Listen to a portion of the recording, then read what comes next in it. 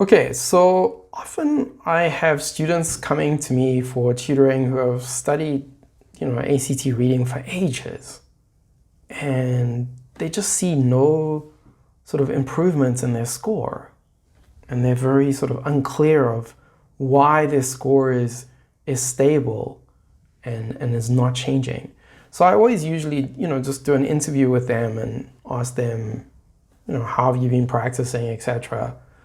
And most of them will say, I had a whole bunch of tests and I just kind of did them, or I had a test prep guide from, I don't know, McGraw-Hill or Kaplan or something like that, and I was working through the exercises. So then I usually ask them, and exactly how did you work through these exercises? What did you do when you were working through them?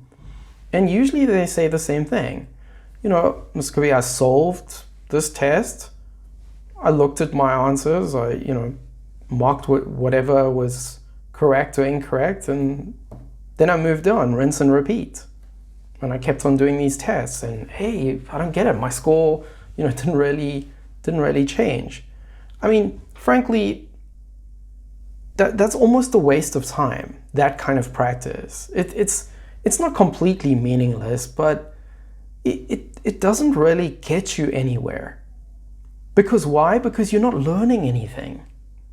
So whenever you practice for these standardized tests, for the ACT, once you've solved the test, you must stop, you must get your answers, and you need to check, why did you get this incorrect?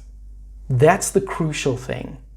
That sort of mental understanding of the reason I got question 10 wrong is because of this. This is the crucial thing, right? And if you're really lucky, eventually you'll start to pick up patterns. I keep doing this. I keep making a mistake in this type of question, right? This type of question, I often do this. Or when I'm answering that, I for example, I get too subjective and, this is totally wrong. It doesn't match with what the text says, for example.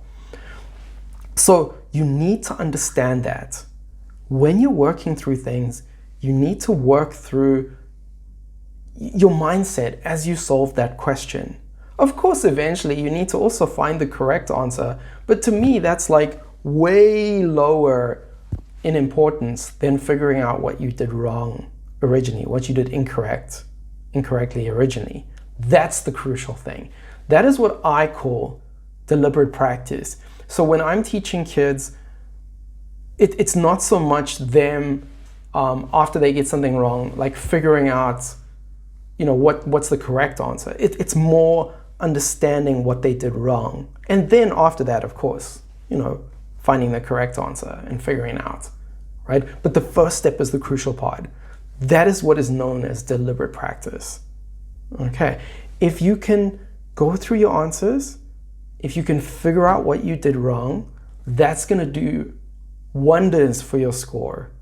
That's the real kind of practice. Then you're going to start seeing a little bit of an incremental increase in your score, right? Because now you'll be able to hopefully fix whatever you typically have done wrong. Okay, so keep that in mind. Don't engage in random practice. Don't engage in volume. It's about the right type of practice, deliberate practice.